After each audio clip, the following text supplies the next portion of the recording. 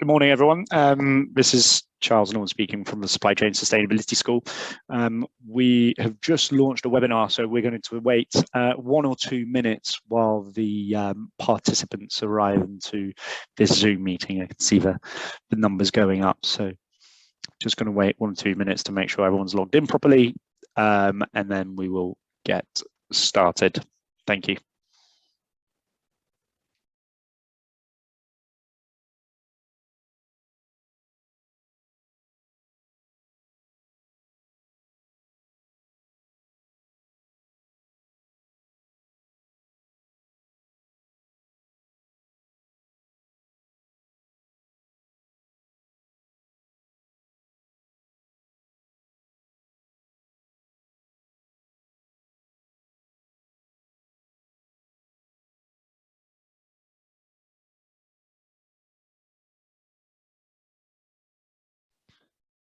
Excellent. It seems like the list of attendees is stabilizing, so most people have arrived.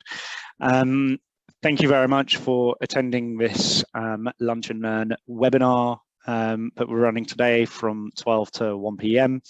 It's hosted by the Supply Chain Sustainability School, and the topic of today is measuring and managing sustainability performance, focusing in on biodiversity.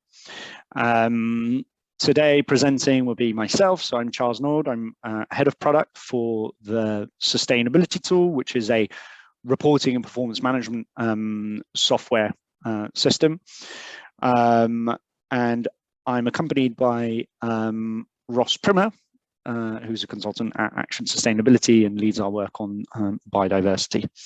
Ross, if you want to say hello to everyone. I can see you're on mute, but hi everyone, I'm Ross. Thank you.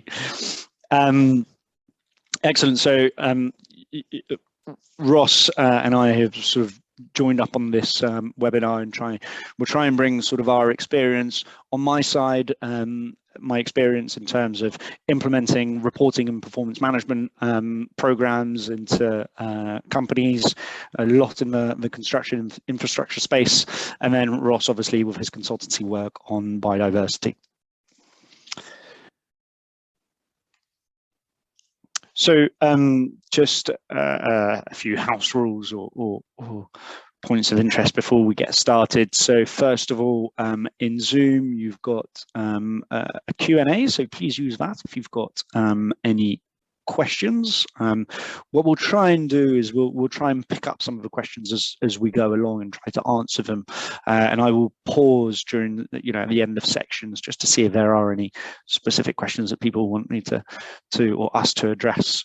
At the end of the session, we will be sharing a link for you to provide feedback. It's really important for us that you complete those. It helps us to keep track of who's attended and also to really learn what we can do better. That feedback is anonymous, just to confirm. We will also be sharing the slides that we'll show today. We'll share them via email at the end. So my colleague Rosie will be sending those through. Rosie's the one who organised the session today. And finally, we're recording this session, so it will be available on the Supply Chain Sustainability School resource library in a few days' time.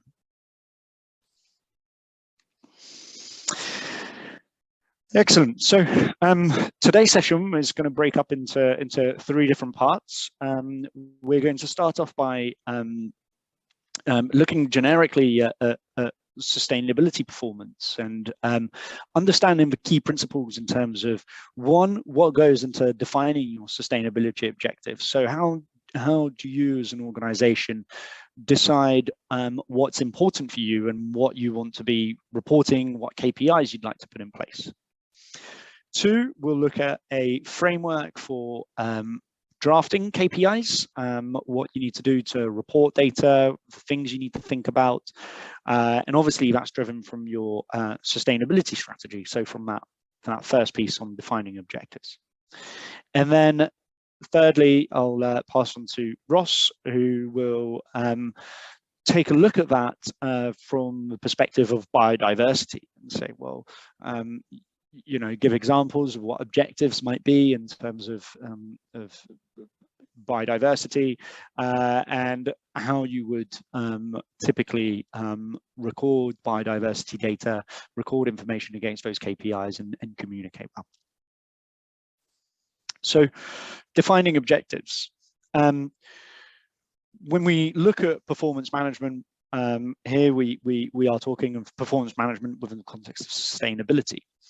And what we need to understand is that to manage your performance, to measure yourself against sustainability, you first of all need to define what does sustainability mean to you, and that can take many different shapes and forms depending on your organization. Here what I'm displaying is sort of three very famous and popular frameworks for helping shape that sustainability strategy. On the left-hand side, what we have is the three pillars of sustainability, or often referred to as the triple P, the people, planet and profit, right? But those three pillars are looking at your impact on society, your impact on the environment, and your impact on the economy, right? And how all of those intersect. So as an organization, you could look at these three pillars and start to think, well, what aspects are important for us? You know, which one of these three pillars do we really want to focus on? Could be all three of them. Where do we want to sort of put more emphasis on? And then within each one of those, right, within the social, the environmental, and the economic spheres, what's important to us, and what are our KPIs within those? You know, and biodiversity can obviously translate across all of those three different pillars. It will mainly be fall under the environmental aspects, but it could also sort of have wider impacts. So that's one framework just to get you started, to help you sort of essentially take different lenses in terms of how you start defining sustainability, which will then help you to define what it is that you want to manage, right, in terms of your impact. Another very popular framework is the UN Sustainable Development Goals, also referred to as the UN SDGs. Those have taken sort of a different approach, right? So there are 17 goals that have been set up to be achieved by 2030, and it's really a framework that's trying to get organizations, but also cities and countries together working behind common goals of sustainability. So they range from no poverty to zero hunger to good health and well-being, etc. What you can see is numbers 14 and 15 refer to life below water, and then life on land for 15. And those are the ones that would refer most commonly to biodiversity. Under these 17 goals sit, I think it's 169 different objectives, discrete objectives that are to be achieved. That's, you know, a slightly more evolved framework that you can use, and the benefit of you know, using the UN Sustainable Development Goals is that it's a great starting point, but then within each of those goals you've got sort of KPIs that you can use, that they recommend, and therefore that can help you sort of define your performance management program.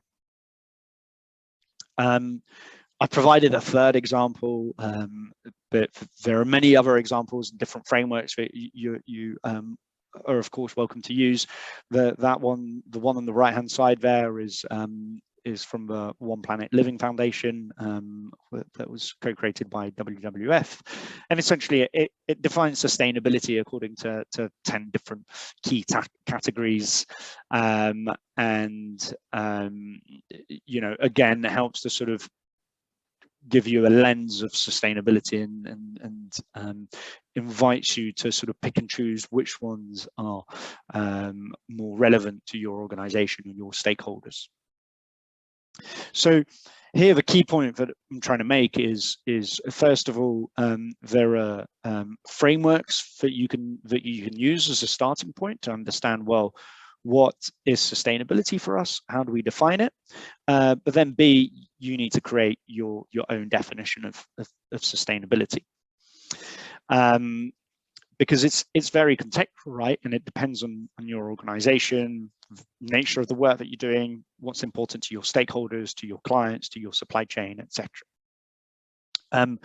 To get there, you know, obviously use those frameworks, but then what you can also do, and what we recommend as an approach is to do a heat mapping exercise. You can also add a materiality assessment against this, but essentially to sort of look at, you know, in this example, it's a heat mapping exercise for procurement that you can apply across your organization. And what you want to do is sort of start thinking of different areas of sustainability, whether it's just in biodiversity or it's wider than that, that are important to you. You list those out, and then you can list out, you know, the different areas of your business, whether it's spend categories or whether it's business units or types of projects, for example, and then you sort of can have a look at you know, where certain themes are particularly important, right? And that gives you a heat map, and then you can sort of, from that analysis, start thinking of you know, what are the themes that run across all our business that are therefore evidently very important, and what's more discrete to only specific parts of our business, and what's less important, right? It might be that some areas are less important to you because, you know, you can't have that much of an impact on it, or you don't have that much of an impact on it, and therefore you know, it's less relevant to what you're doing. You must sort of appreciate that as organizations or as projects, you can't tackle all the sustainability problems, right? You can't address everything. So this is a tool that helps you to sort of try and define, well, where is it that we do want to make a difference, and where can we make a difference? On the right hand side there, I've highlighted two resources from the Supply Chain Sustainability School that can help you to do that if you're at that stage and still sort of trying to understand your impacts. But the key thing here again is really sort of use a process for the heat mapping exercise. Make sure that you include as many stakeholders as possible. So that's, you know, obviously your colleagues, your investors, your clients, your supply chain, your local stakeholders, right? Try and include as many people as possible to get different viewpoints and see what's important for your organization to try and be tackling. Once you know what's important for you to be tackling, that's when you can move on to the performance management and reporting side of things, going, well, okay, this is what we're going to report on as a result, right? And this is what we're going to try and improve ourselves and measure ourselves against. So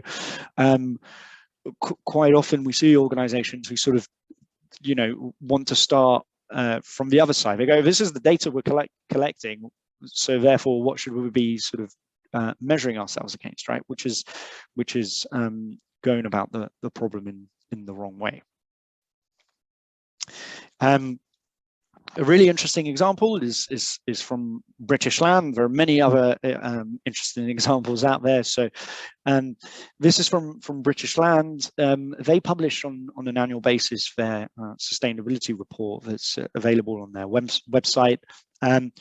What I find particularly interesting about this is that they really sort of define sustainability within their own way, right? And you can read up about it, but as an overview, they talk about being net zero carbon, right, as one of their objectives. So obviously climate change is important to them. They want to demonstrate environmental leadership. They want to be a place-based approach, so make their places inclusive to local anchors, right, involve the community in all of their buildings and construction sites. and also they want to advocate responsible business, right? You can see also that they underpin all of this with 3 UN Sustainable Development Goals that they've picked, and they said those are really important to us, and therefore we're going to align this strategy with those 3 goals as well. Okay, so that clearly shows that they're not trying to tackle all the problems in the world, but they're trying to address the aspects of sustainability that are very important to them. Okay, so I can't stress enough how important it is for you to try and define that up front, right, and really sort of have a clear sustainability strategy where you know what your ambitions are, what you need to be focusing on, because the rest will just follow suit, and it'll be much easier to implement a performance management program and actually implement any actions. For the time being, I've sort of tried to introduce these concepts from a organizational point of view, but you can take these concepts and apply them at a project level, managing just your supply chain. You know, and when it comes to the supply chain, there's just a concept that I want to explain, and that's around the difference between being a sustainable organization or a sustainable supplier and providing sustainable products and services, which is sustainable supply. So when you you know, implement your strategy, try and think also of what's important from this perspective, right? Is it important that we as an organization are acting sustainably, right, responsibly against this particular topic, or is it important that the product and service that we provide addresses that topic? So I'll try and exemplify. You might be an organization that uses lots of raw materials, right? So from a materials perspective, you've got quite a large negative impact. You're using lots of raw materials. So as an organization, from that perspective, you're not necessarily the most sustainable. However, you might have a product line that uses principles of circular economy, and therefore is reducing the need for raw materials, and that product could be a sustainable product from the materials perspective, right? So when you're putting these strategies in place, try and sort of keep that in mind in terms of what's important. I've got an example from working with a client who asked us to make sure we employed apprentices on the work we were doing for them. But it turns out, you know, we as an organization provide opportunities to apprentices and always have apprentices in our business.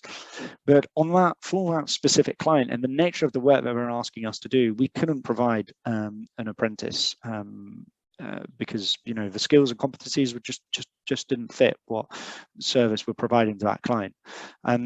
So that client was focusing on us being, you know, providing a sustainable service, right? Offering sustainable supply. Whilst actually what's important is that us as an organization provide opportunities to apprentices, right? That we, you know, from that perspective, are a sustainable supplier. We're a supplier or an organization that provide opportunities to apprentices. So sort of a subtle difference between the two, but something that I encourage you to sort of keep in mind as you're going through this type of process. This applies to biodiversity issues as well. Particularly when you're thinking of, you know, specific site work as opposed to, you know, more general sort of biodiversity benefits that an organization might be creating. So once you've defined sustainability, and you know what what are your key focus areas. You then need to set out a program to help measure your progress against those objectives, right? And that goes into performance and management and reporting. So first of all, to put together a process, we recommend that you follow very simply the plan, do, check, act model, which is around, first of all, planning. So defining your strategy, that stems from point 1 of this presentation. Once you've done that, you can identify or create your KPIs. So your KPIs are your key performance indicators. They're essentially the measures that you're going to be tracking yourself against. It could be, amounts of biodiversity units created on a project or across our organization, or £4 million spend or something. Once you've established your KPIs, you should know, well, what data you need to be collecting to measure those KPIs, and therefore when you know what data you need to be collecting, then you can establish sort of the actual processes and put tools in place to measure that data. Often you'll find that you need to collect data from across your organization, on sites, etc. So you need to really put in place systems that can help you to do that, whether it's spreadsheet based, email based, exchanging documents, or whether you're using a tool like the sustainability tool, for example, that can help you to sort of aggregate all of that information in one place. That also helps you to define roles and responsibilities, right? Who's responsible for reporting data, who's responsible for analyzing it, who's responsible for taking action on the back of it. And then also the frequency at which you want to do this, right? Do you want to be collecting data on a monthly basis and analyzing it on a monthly basis? Or do you want to do that on a more quarterly basis or yearly basis, etc. It might change as well based on the KPIs. So we often find that employee data, for example, tends to be reported on a yearly basis because it doesn't fluctuate as much, and there's less sort of immediate actions you can take on it, looking at your diversity of employees. However, things that will help you to calculate your carbon emissions, for example, and that there's a benefit to measuring that more frequently because that gives you more granularity and therefore more opportunity to analyze that information and what you can change and what's impacting your emissions. The do part of this is actually collecting data, right? So it's whether it's going out on site or looking in your data collection systems, etc., and aggregating all the pieces of information that you need. Then the next is the reporting section. So the checking section, which is about reporting. That is really sort of making sure you've got all your data aggregated in a correct way, and then being able to analyze it.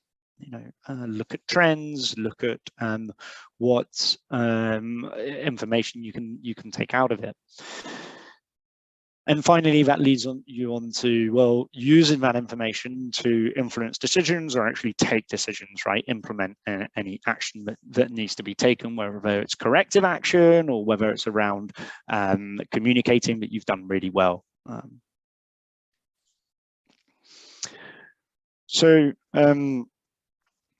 Here's sort of the framework for actually establishing what data you need to collect. So we recommend that you start on the left-hand side and work your way down, right? This is aligned to what I was saying earlier on about understand what your key objectives are at the beginning, and then from that you can develop targets, right? So you start off with your goals. Our goal is to reduce our impact on climate change or improve our impact on biodiversity, right? Our target is to be net zero by 2025 in terms of carbon emissions, or it could be to create X amount of biodiversity units across all our projects between now and 2025, for example. Often there's a timestamp associated with the target, right? You sort of say when you want to achieve it by. From that into the indicators. So the indicators of the performance measures, right? What's going to help you track progress against your target. For carbon, it can be tons of carbon emissions. It can be something like percentage of waste that's gone to landfill. For biodiversity, it could be amount of biodiversity units created by site, or by £1 million of turnover, for example. And then finally, the metrics, right? What data do you actually need to collect? So again, that's going to be very contextual based on your organization and what you're seeking to measure yourself against. But the metrics would be things like, the amount of fuel that you've consumed, your electricity that you've consumed. From a biodiversity perspective, it could be, very simply, the biodiversity units that you've created, or it could be, things like number of specific species, on a site, for example. So really, it's contextual again, and it can go into quite a big level of granularity, and I think Ross will expand on that in a few moments' time. So when you're putting that sort of framework in place of defining your targets, your objectives, your targets, your indicators, and your metrics, a few key pointers is that define your stakeholders, as I said earlier on, right? So understand who are we going to be reporting to, and also who is actually providing the data. It could be that it's your supply chain providing the data as well. If that's the case, then make sure that you're putting reporting requirements within the contracts to ensure that they are reporting. If it's your clients who are asking you to report data, then understand how they want what format they want the data in, etc. So defining and understanding your stakeholders is really important. From that ensues using a common language. That is essentially saying, don't fall down the trap of using sort of sustainability jargon. Make sure that it's understandable for anyone to pick up. When we look at carbon, for example, people often refer to scope 1, scope 2, and scope 3. Just appreciate that not everyone will know what that means. The same would be with biodiversity units, right? Not everyone will know what that refers to. So make sure that you define it in plain, simple language. I've mentioned it already, but explore tools and resources that can help support the process, right? Whether it's guidance documentation to whoever needs to analyze the data or collect the information. Make sure that you've got all of that there. For your targets, don't just sort of create targets because everyone else is establishing those targets. Make sure that you use a baseline. So use historic data, preferably to help inform what your future objectives might be. And then finally, I've mentioned it already, but establish that reporting frequency is a key aspect of it, to understand how often do we need this data. It's going to vary based on the different sort of categories of sustainability, right? Biodiversity, very often on projects, you want to report it at the beginning to understand the baseline of biodiversity units on a project, and then at the end. But you might want to sort of do, check in every year or every 6 months on a project just to see, just to make sure you're not getting any bad surprises. Because if you leave the reporting till the end, then there's not much you can do about it, right?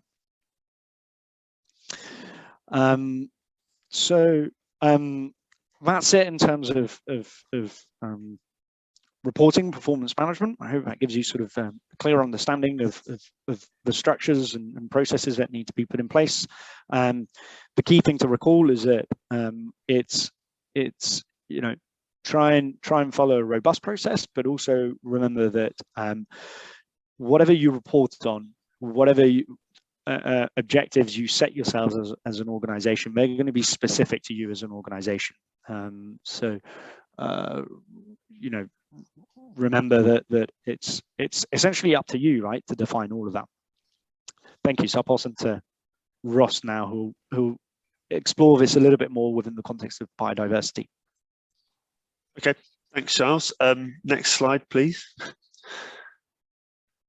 So I just wanted to go into a bit more detail about biodiversity reporting, and I think the first thing to consider really is that traditionally biodiversity data is very spatial and very kind of geographically orientated. So we've got things like magic maps. If you're doing larger projects, you might be commissioning your own surveys, phase 1 surveys, PEAs, and that kind of thing, and you end up with this kind of spatial data that kind of predominantly looks at the statutory element of what biodiversity you might have on site, things like protected species we've talked about, things like protected habitats, designated sites, and kind of understanding what these are, where they are, and then developing mitigation measures if needed to ensure that when you do operate on site or work on a project, I'm quite construction biased, I have to say, you've got those mitigation measures in place, and you are operating within the law and ensuring you're minimizing any impacts on biodiversity that you have. It's also interesting, there are some clients that might have their own requirements that push maybe slightly beyond or kind of embellish what statutory kind of elements there might be. So for example, Network Rail, if you work on a Network Rail project, they will, and it's during the bird nesting season, they will ask you to fill out a breeding bird nesting check form if you're doing any devegetation works. These documents are things that you then have to save somewhere, keep on a project file, and then have available for Network Rail when they come and ask for them. Network Rail is another organisation that has its own targets around looking at biodiversity no net loss and biodiversity net gain, which I'll talk about a bit more later on in this section. But essentially it's the kind of next step really in terms of biodiversity data and looking at how we can actually report on the positive impacts, or ensuring that we have positive impacts on the projects that we run. I think it's also interesting to note as well that there are some organisations, for example, the National Trust, that have their own targets. Big landowners like the National Trust. They want to create 25,000 hectares of new priority wildlife habitat by 2025. Obviously, to do that, they're going to have to work with their supply chains. They're going to have to work with people that actually help them deliver that, and they're going to need data to make sure that they can justify that that's happened. Next slide, please, Charles. And then when we think about kind of beyond statutory compliance a bit more, there are some organisations that publish or have guidance available for employees and to kind of demonstrate what they're doing to the wider world.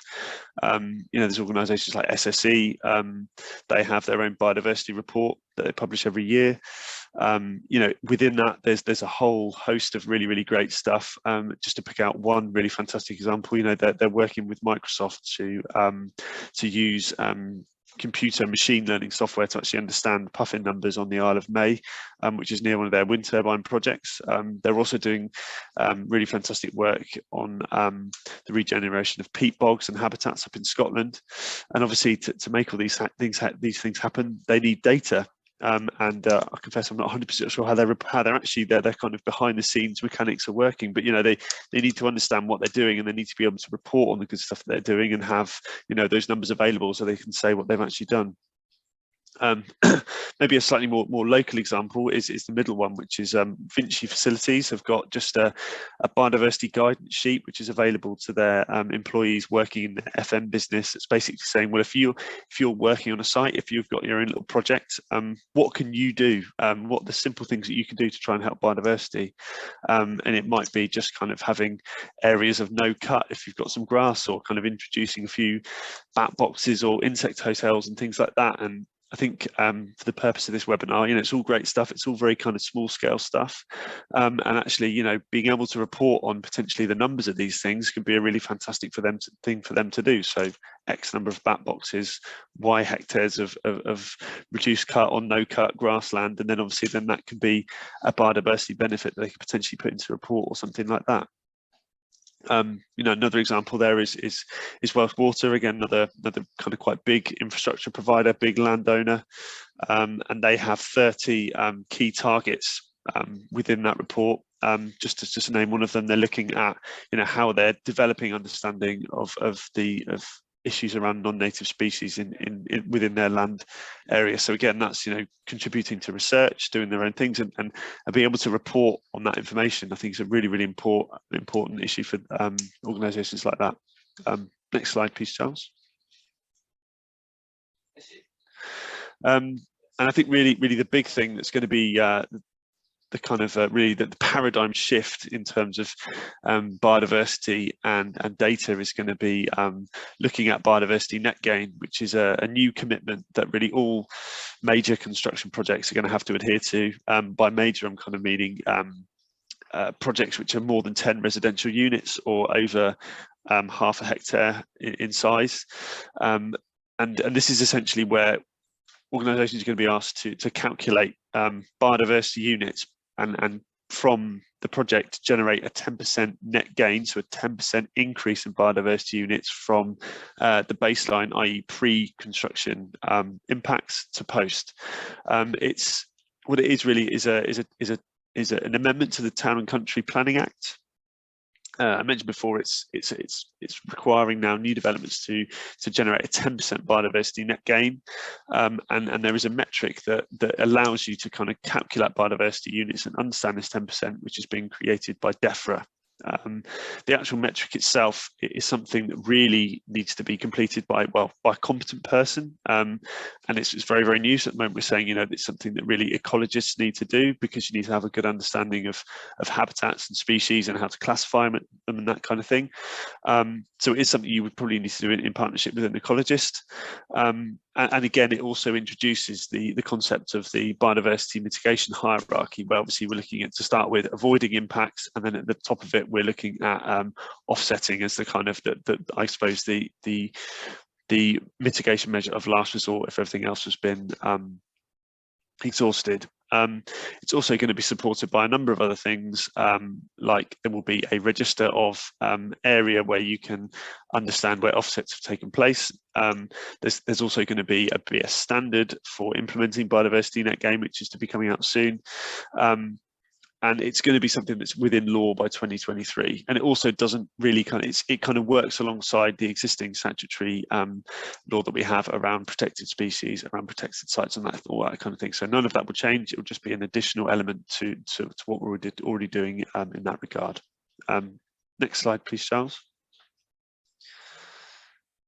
And this really just, I suppose it just sort of outlines how Net Gain works, and from a data perspective, what might be required. So essentially what we're looking at, what's your biodiversity baseline, so what's happening before the development. You're looking at minusing what the losses would be as a result of the development that you're doing. You're adding your gains in, and then the sum needs to be 10% more than what was before. Quite simple stuff, really. I think from a data perspective, there is an element of, you need to understand what your losses are. So from the perspective of a construction project, you would understand if you need to do an area of devegetation, you would need to understand where that is. You need to understand the meters squared of the area. You would need to classify that habitat. And then if you wanted to do, so I've worked on a couple of projects previously where obviously the devegetation work is done by people on site, and it's done in collaboration with an ecologist. That ecologist doesn't necessarily need to be there to do that classification. So if you have the guys on site saying, oh, we think it looks like brambles, if you had a look around, we've got some idea of some of the key, if there are protected species, we know what we're looking for. If there's an invasive or protected species, so we think it's just brambles, we'll take some pictures, we'll have a conversation with the ecologist, and then you can kind of work together to classify that habitat and understand what the loss of biodiversity units would be in that particular location. And then from the Biodiversity Net Gain perspective, again, that would be a situation where you would need to work with an ecologist to understand where some opportunities for net gain might be, how you might be able to improve some habitats on site, how you might be able to work with like a local, potentially a charity like the Wildlife Trust to understand where you might be able to drive some biodiversity benefits. Again, from a reporting perspective, really the key thing is that 10%. So, you know, within your kind of project plan or within your kind of feedback to the client when the project's completed, you would need to kind of just demonstrate to them how you've achieved that 10% biodiversity net gain, and you know, kind of what's been done to actually achieve that.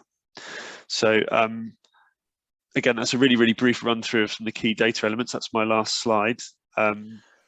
Ross, there's a question. There's a question in terms of biodiversity net gain and asking, well, is it biodiversity net gain against all the categories, or do you have to demonstrate biodiversity net gain against, you know, the habitats and the examples that are given of hedgerows and rivers, right? So, yeah, you know, how do you want to explain how that works? So biodiversity, so net gain is basically there is a piece of software which DEFRA have produced called the Biodiversity Net Gain metric, and that will essentially, on a kind of habitat level, allow you to classify different areas based on what's there.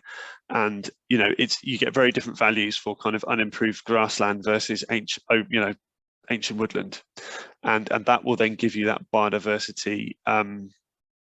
You will give you the number of biodiversity units that you then need to kind of deliver to achieve your net gain.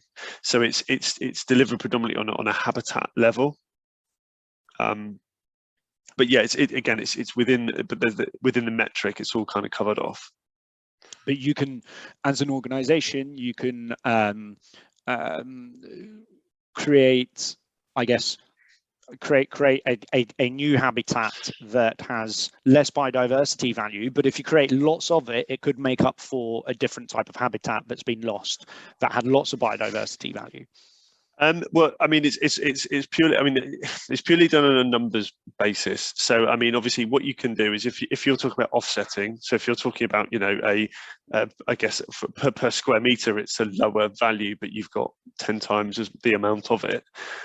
You know, you can have a kind of, you know, unimproved low value grassland, and you can say, you know, we'll try and improve it by introducing kind of woodland species and trying to make it better. I mean, I think, you know, the purpose of the metric is to, in theory, you could use it to do something like that, but I think it's more about kind of trying to look at what you've got and trying to make the most of it, instead of trying to kind of, it'd be quite unusual for you to try and look at a really big area and try to just do it in the way you've just described.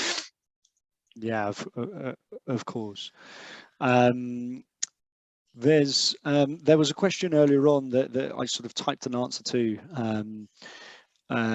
that was asking around, just coming back to the sustainability strategy and just saying, well, what if you achieve what you've set out to do? Then obviously, if you achieve what you've set out to do, that's great, but this is an iterative process, right? So for biodiversity, you'll often be measured on a sort of site by site or project by project basis, and therefore that net gain will be, you know, you will be able to say at the beginning of the project and then at the end of the project whether you've achieved that. If you're looking at it from your organization's perspective, and what you want to do is obviously review those objectives, right? And if you start sort of achieving all your KPIs against biodiversity, then review them and set more stringent targets, or at least continue to measure yourself to make sure that you're sort of sustaining that the achievement of those objectives quite simply. There's a question for you, Ross, because I don't know the answer to it, which is what's the best resource to start understanding the Biodiversity Metric 3.0 tool? I mean, on the DEFRA website, if you type in Biodiversity Metric 3.0, then you can look at the metric itself, and you can look at there is a kind of explainer guide and that sort of stuff. So I'd encourage you to, I mean, I can share a link after this call with the slides if you like, and you can have a look at it. I think the key thing that I suppose you need professional input on is that habitat classification and understanding what the difference between oak woodland versus chalk grassland and all that kind of stuff. And that's really where at the moment the recommendation is to have that competent person to do that classification of habitats. But yeah, obviously it's free to download. Anyone can look at it, and it's on the DEFRA website. Thank you, Ross. And I don't think we've got any specific resources in the Supply Chain Sustainability School that provide guidance on that tool. Are you aware of any? No, we don't. Like I say, it's one of those things that the recommendation at the moment is for a competent person to use it. So we don't have any specific, and it's really new. So it's something that I think we'll probably look at in the future. I mean, in terms of sort of specific biodiversity resources on the school, I think at the moment there is our own Biodiversity Introduction to Biodiversity e-learning module, which I think I'd encourage people to have a look at if they want that first level introduction and understanding biodiversity. And we have got links to there's various kind of DEFRA documents on net gain, explaining net gain case studies and all that kind of thing, which could be really useful. Thank you, Ross. We've got another question which says, if you remove farmland with the associated birds that need farmland across the country, you can't increase it, so we lose species. I'm guessing that's asking, if we're removing a habitat type and there's a species that's reliant on that habitat, what can we do about it? Well, it's an interesting one. I think obviously whenever you do any kind of scheme which is looking at improving an area, a biodiversity value of an area will look at what is already there and how can it work with what is pre-existing to make it better and make it a kind of a more favourable habitat for those species. I know that there are certain species that favour farmland, certain species that favour woodland and all that kind of thing. And I think obviously I would always encourage, if you are looking for an offset scheme in the first place, to work with an organisation that has got the kind of local knowledge. So in a previous role, I was working with an organisation, we had a partnership with local wildlife trusts, and we would always, if we needed to do a biodiversity offset, we would say to them, what schemes have you got in the area, what protected areas or what sites could potentially, if we could provide some funding or whatever to help you improve that site, what can we do? And we'd always get a fantastic list of things. So I'd always say, you wouldn't be looking at replacing something that was already there. If there was interesting species there, you would be looking at trying to find a scheme where you were trying to help those species and trying to kind of make it better for them. Thank you very much, Ross. There's a question asking, how does this sit alongside, how does natural capital sit alongside biodiversity, and is it a good metric? How long have we got?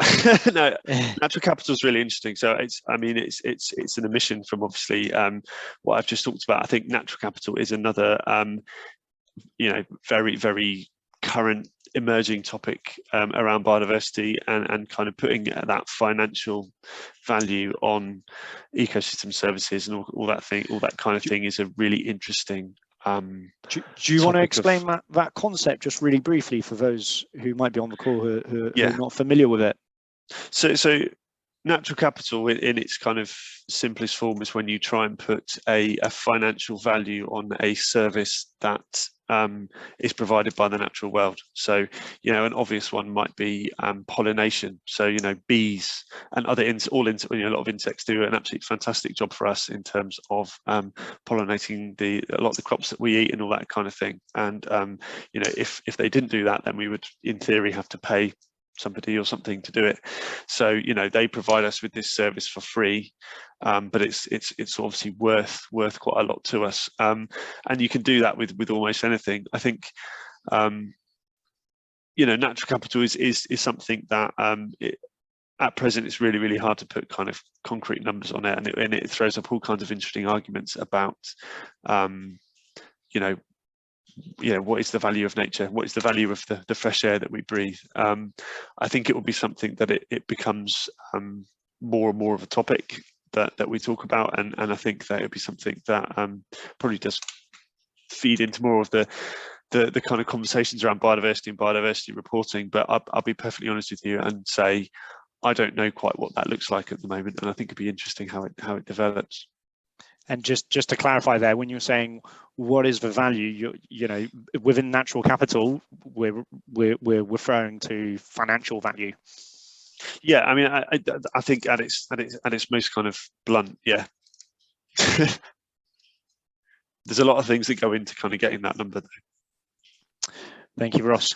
There's a request that we recommend e-learning modules and training around Biodiversity Net Gain. So what we'll do after this call in our follow-up, when you get the slides, we will also provide some links to a few of our of the supply chain sustainability schools resources, so that you can learn more about this.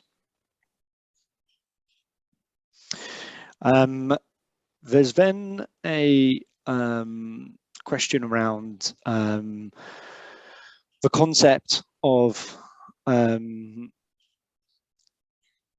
there's a question here around for you, Ross, around sort of biodiversity credits, right? And could you just sort of expand a little bit on the offsets for biodiversity? Yeah. So I think one of the core things that you need to think about with biodiversity is there's a thing called the biodiversity mitigation hierarchy, which is really should be at the forefront of your mind before you've thought about net gain, before you've thought about anything. And the biodiversity mitigation hierarchy is essentially a prioritization of how you should deal with biodiversity on any construction site, and the kind of the first priority is avoid. So in the first place, you know, if there's any biodiversity of importance or kind of at all really, then you avoid it. And then if you can't avoid it, then you seek to mitigate the damage that you might cause to it, and then prioritize, and then ideally want to mitigate it on site. And then if you can't mitigate it on site, then you mitigate it off site, and then you look at offsetting, and this is where essentially the concept of biodiversity units come in. And essentially an offset will be, you'll understand through your work, through the destruction of, let's say, a pond or something like that, you can calculate the biodiversity units that you've lost using the biodiversity metric, and then your offset, you'll then have to find a site somewhere else, and the methodology is to say as locally as you possibly can, you would try and find that offset. You would then find another site where you could improve an area to generate those biodiversity units. So you might say we've lost one biodiversity unit on our site because we've had to fill this pond in to build a bridge or something, but then we've found a relatively low biodiversity value area elsewhere in the local area, and then we've put in a new pond, and we've put in these native plants, and we've made it suitable for the species that we've lost, and we've generated another biodiversity unit. So we've offset the damage that we've created. If you're then kind of following the net gain hierarchy, so the next stage you would say we're going to guarantee that habitat will be in existence for 30 years. Again,